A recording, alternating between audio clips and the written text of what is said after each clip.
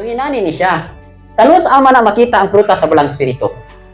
So mo ni karon for example, ikaw ni nga panudlanan.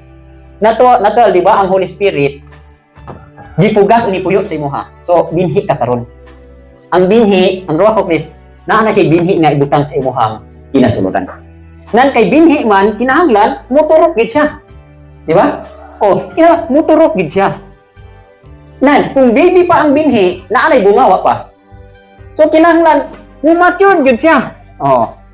No, dayon mubunga na dayon siya. Sa ato pa ang Ruach HaKodes kinahanglan ma-mature sa imuhang kinasuluran.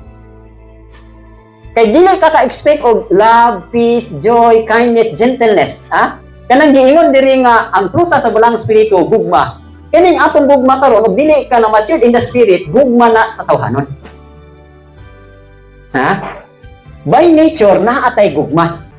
Pero gusto ni Abay Elohim nga kaning imuhang gugma, butang mo na kay gugma. Kaning gugma niya iyahan ng lukbon. Pero kanus asya mo manifest, sa dihang muhingkod na ang Ruach HaKodes sa sulod nato, mubunga na siya. Kung dili pa galing mahingkod ang Ruach HaKodes sa imuhang sulod, wala pa na nga bunga. Pabitang uban sa to, saputon kayo, dili makapailog, dili ma-discourage. Notice ninyo diri, sa Galatians 5:22, klaro na siya.